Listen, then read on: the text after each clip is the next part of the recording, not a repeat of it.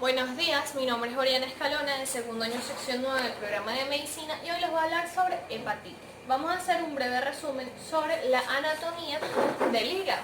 El hígado es un órgano intratorácico situado detrás de las costillas y por los cartílagos costales. Está separado por la cavidad pleural y los pulmones gracias al diafragma. Localizado en el cuadrante superior de la cavidad abdominal, se proyecta a través de la línea media del cuerpo a través del cuadrante superior izquierdo. A pesar de la protección dada por la cobertura de las costillas y cartílagos, es uno de los órganos más blandos y que frecuentemente se encuentran afectados en los traumas abdominales, ya que es un órgano blando, fácilmente rompible y difícil y tiene una dificultad de grado de saturación. Mide alrededor, su diámetro mayor y transverso es de 20 a 22,5 centímetros. Vamos ahora con un breve resumen de la fisiología. El hígado cumple un papel vital en el organismo, presentando multiplicidad funcional, digestiva, hemostática, inmunológica y de reservorio con el flujo de alrededor de 1500 mililitros de sangre por minuto. Presentan membranas hepatocitarias, citoesqueletos con microfilamentos, microtúbulos y filamentos intermedios de citoqueratina y organelas como las mitocondrias, retículo endoplasmático, rugoso y liso, aparato de Golgi. También nos encontramos los lisosomas y los perisosomas. El citoesqueleto tiene un papel funcional para la fosforilación oxidativa y la oxidación de ácidos grasos. ¿Qué es la hepatitis? La hepatitis viral aguda es una infección generalizada que afecta casi por siempre al hígado. Casi todos los casos de hepatitis viral aguda son causados por uno de estos 5 microorganismos virales, como lo son el virus de la hepatitis A, B, C o D. También nos encontramos con los microorganismos. Todos estos virus de hepatitis humana son virus RNA, salvo de la hepatitis B que tiene DNA, pero replica igual que un retrovirus, aunque se caracterizan por sus propiedades antigénicas y moleculares. En términos clínicos, todos los virus de hepatitis producen enfermedades similares. Estas oscilan por una parte entre la enfermedad asintomática y que es fácil inadvertida y la infección aguda que es fulminante. Ahora vamos a pasar con la etiología. En la actualidad se conocen 5 tipos de hepatitis vírica causada por el virus hepatotropo. Estos son el virus de la hepatitis A, hepatitis B, hepatitis D o delta, hepatitis C y hepatitis G. Otros virus también pueden afectar al hígado y causar en ocasiones manifestaciones como que fueran hepatitis, aunque estos agentes solamente afectan primeramente a otros órganos que no es el hígado. Entre estos incluimos al hígado, al virus el virus Epstein-Barr, tenemos el citomegalovirus, el virus del herpes simple, el virus varicela zoster y el parvovirus. Ahora vamos a empezar con el virus de la hepatitis A. Pertenece al género Heparnavirus o de hepa-RNA virus. Contiene RNA lineal y el único antígeno, a diferencia de otros anterovirus, que no tiene replicación intestinal, sino solo en el citoplasma de los hepatocitos. La transmisión del VHA se produce por vía fecal-oral, ya será por contacto de persona a persona o por contaminación de agua o alimentos con materiales fecales que contienen el virus.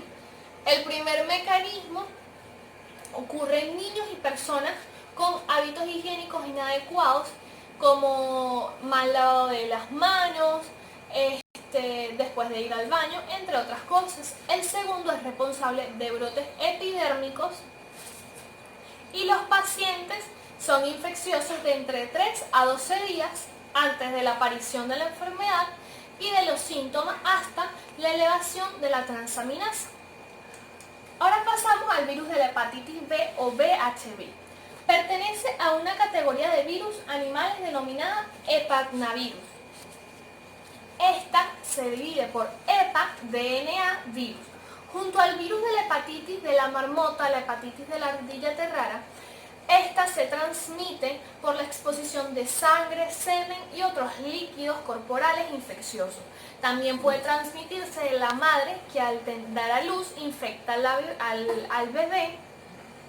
Otra posibilidad de transmisión es mediante transfusiones de sangre y productos sanguíneos contaminados e inyecciones con instrumentos contaminados durante intervenciones médicas y consumo de drogas inyectables. Para este existe una vacuna segura y eficaz para prevenir esta infección. Ok, ahora vamos con el virus de la hepatitis C o VHC. Se trata de un virus de la familia de los flavivirus. Mide de 50 a 60 milímetros de diámetro provistos de una envoltura de una capa lipídica y un genoma de RNA de una sola cadena constituido por 10.000 nucleótidos. También tenemos que existen 5 genotipos diferentes de VHC. Se transmite casi siempre por exposición de sangre, como lo es por transfusión de sangre, puede también ser mediante derivados contaminados, personas que se inyectan sangre o instrumentos contaminados en una intervención médica. Para esta hay vacunas. Ahora vamos con el virus de la hepatitis D o VHD. Es un virus defectivo que requiere del VHD para su replicación y expresión. Su virión o agente delta es una partícula esférica de 37 milímetros recubierta de HDAG, cuyo interior contiene antígenos del delta y una molécula de RNA. Esto ocurre solo en personas infectadas por el VHD y su infección es simultánea, simplemente que el desenlace es peor. Hay vacunas seguras y efectivas y eficaces contra la hepatitis B que brindan la protección contra la infección del virus del VHD. Ahora pasamos al virus de la hepatitis E. Su forma es esférica, mide de 32 a 34 milímetros de diámetro. Su genoma está constituido por una cadena simple de RNA y pertenece a la familia de los calcivirus. Como el VHA se transmite por el consumo de agua o alimentos. Esto simplemente pasa, se causa en brotes, o sea, en zonas de desarrollo, y cada vez se le reconoce más como una causa importante de enfermedad en los países desarrollados. Se han obtenido vacunas seguras y eficaces para prevenir la infección del VHE, pero no tienen una distribución amplia. Ahora vamos al cuadro clínico. En este nos encontramos con los síntomas. El periodo prodrómico comprende el tiempo en el que el paciente presenta los síntomas antes de la aparición de ictericia, por lo común su duración es de 3 a 5 días, pero pueden durar varias semanas o incluso no estar presente. En general, el paciente se encuentra cansado, inapetente, con pérdidas de su capacidad olfatoria. En los fumadores la condición es inapetencia por el tabaco. También tenemos que a veces aún náuseas, vómitos. En la hepatitis A con frecuencia aparece fiebre, lo que puede alcanzar los 39 grados, acompañada de escalofríos de 1 o 2 días de duración.